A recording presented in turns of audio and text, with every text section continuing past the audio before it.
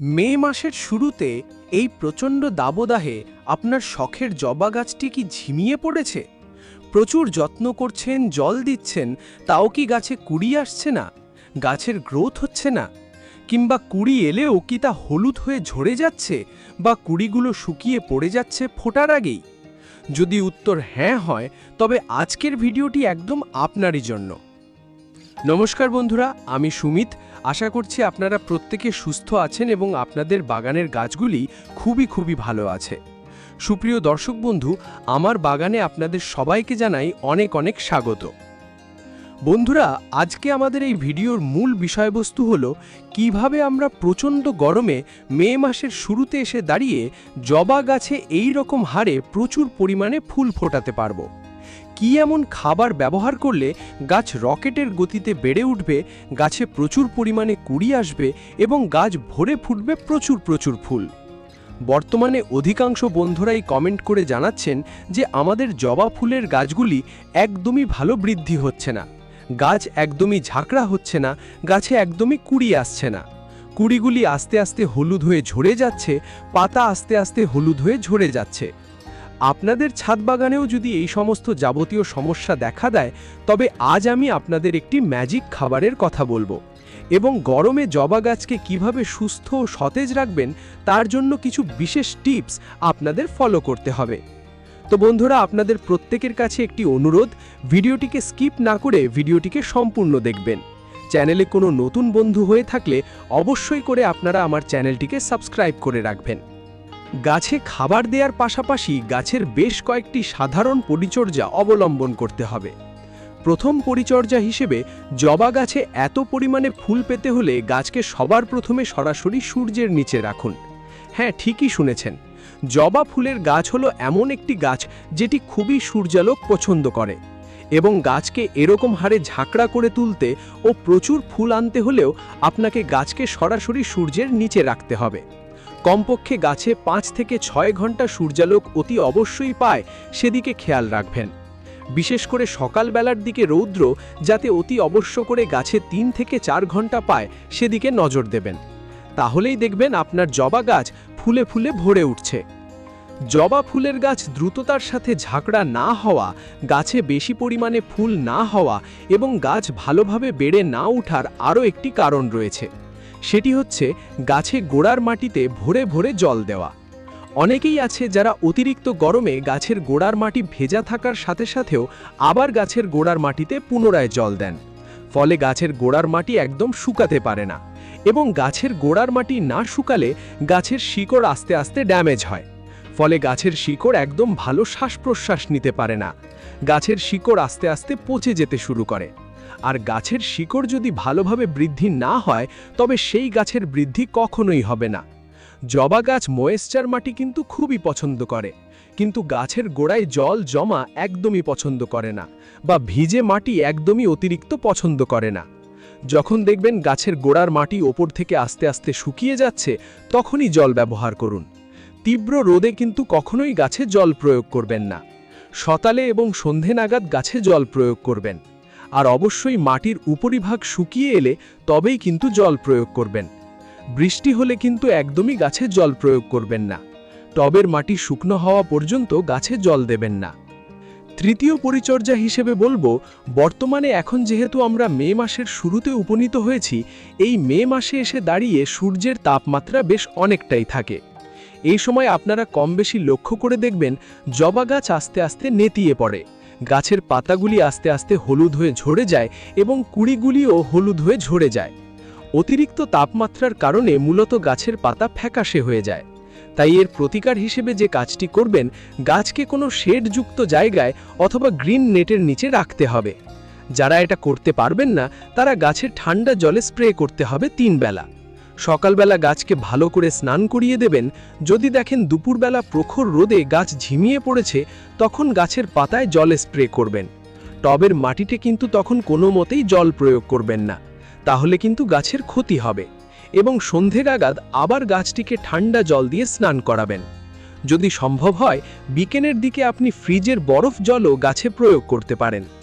যদি বৃষ্টির দেখা দেয়, তখন গাছটিকে খোলা আকাশের নিচে রেখে দেবেন। কারণ বৃষ্টির জলে প্রচুর পরিমাণে পুষ্টি গাছ পেয়ে থাকে। টিপস নাম্বার 4, গাছের গোড়ার মাটিতে আমরা কখনোই আগাছা জন্মাতে দেব না। গাছের গোড়ার মাটিতে যদি দেখেন আগাছা জন্মেছে, সেগুলিকে সাথে সাথে তুলে ফেলে দিন।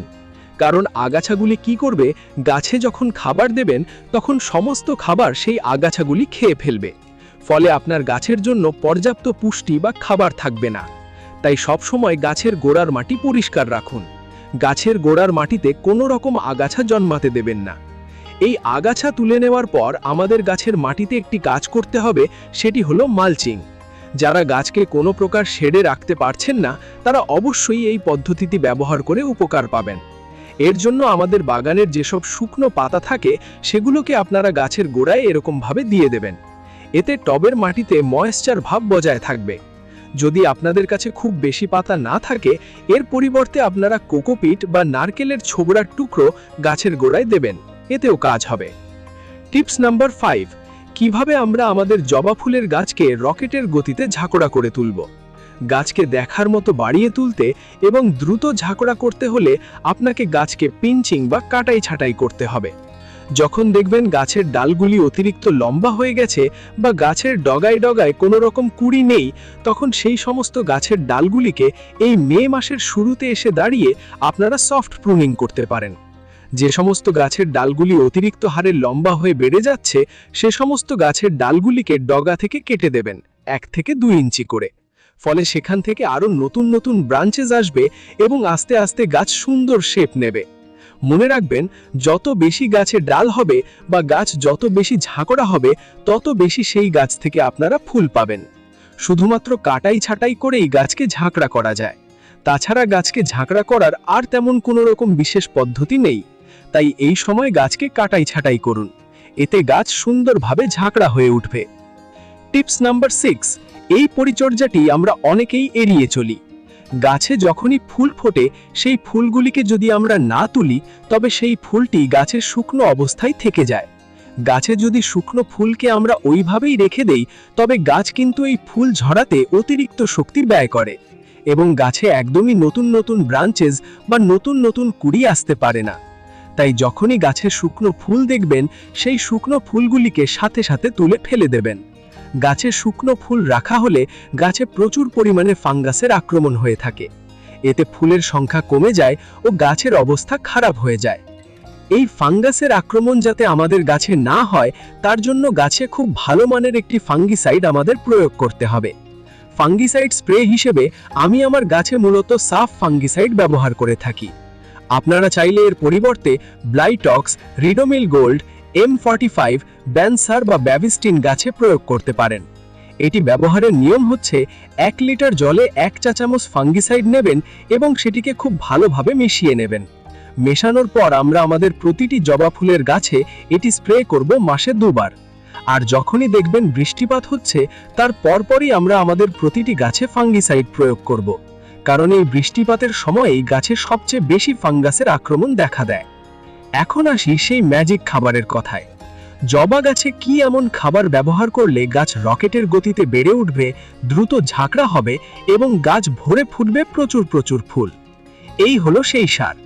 এটি বাজারে বিভিন্ন রঙের কিনতে পাওয়া যায়, যেমন সবুজ, পিঙ্ক, সাদা ইত্যাদি। এটি হলো NPK 19-19-19। এটি আপনারা যদি কিনতে চান, আমি ডেসক্রিপশন বক্সে এর লিংক দিয়ে দেব, আপনারা চাইলে কিনে নিতে পারেন। NPK 19-19-19 হলো একটি সুষম জলে দ্রবণীয় সার, যা গাছের সামগ্রিক বৃদ্ধি, শিকড় মজবুত করা, পাতা সবুজ রাখা এবং দ্রুত ফুল ফল ধারণে সাহায্য করে। এতে সমপরিমাণে নাইট্রোজেন, ফসফরাস ও পটাশ থাকে, যা চারা থেকে শুরু করে যে কোনো বয়সের গাছের পুষ্টির ঘাটতি দ্রুত দূর করে এবং উৎপাদন বৃদ্ধি করে। এটি পাতায় স্প্রে করতে পারলে কিন্তু প্রচুর পরিমাণে গাছে ফুল পাওয়া সম্ভব। এর জন্য 1 লিটার জলে 1 চা চামচ এই সার ভালোভাবে গুলে নিতে হবে। এটি জলে দেওয়া মাত্রই কিন্তু জলের সাথে একদম মিশে যাবে। এই জল দিয়ে যদি আপনি আপনার গাছটিকে ভালোভাবে স্প্রে করে স্নান করিয়ে দিতে পারেন, তাহলে মাত্র 7 দিনের মধ্যে কিন্তু আপনি রেজাল্ট দেখতে পাবেন। 10 দিন অন্তর অন্তর এটি আপনাদের গাছের বিকেলের দিকে স্প্রে করতে হবে। টবের মাটি যদি ভিজে থাকে, তাহলে কিন্তু কোনো অসুবিধাই হবে না। শুধু বৃষ্টির মধ্যে এটি প্রয়োগ করা যাবে না, কারণ বৃষ্টির সময় এটি প্রয়োগ করলে এটি গাছে 3 থেকে 4 ঘন্টা যদি না থাকতে পারে তাহলে কিন্তু কাজে দেবে না। এই খাবারটিকে ব্যবহার করার মাত্র 1 সপ্তাহ পর আপনার গাছ ফুলে ফুলে ভরে উঠবে। গাছ রকেটের গতিতে বেড়ে উঠবে, গাছ দ্রুততার সাথে ঝাঁকড়া হবে এবং গাছ ভবে ফুটবে প্রচুর প্রচুর ফুল। আমি আমার গাছে এত পরিমাণে ফুল পাই তার গোপন রহস্যই হলো এই খাবার। আপনারা অনেকেই কমেন্ট করেন যে আমি গাছে কি খাবার দিই যার ফলে এত ফুল ফোটে। তো বন্ধুরা, এই হচ্ছে সেই ম্যাজিক খাবার। এই খাবারটি এবং যে কয়েকটি পরিচর্যার কথা বললাম সেগুলি যদি আপনারা সঠিকভাবে মেনে চলেন তবে আপনাদের বাগানও এই প্রচণ্ড গরমে ফুলে ফুলে ভরে উঠবে।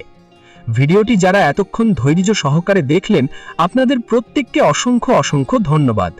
ভিডিওটি যদি বন্ধুরা আপনাদের একটুও ভালো লেগে থাকে বা কাজের বলে মনে হয় তবে ভিডিওটিকে একটি লাইক করে দেবেন এবং কমেন্ট করে জানাবেন কেমন লাগলো।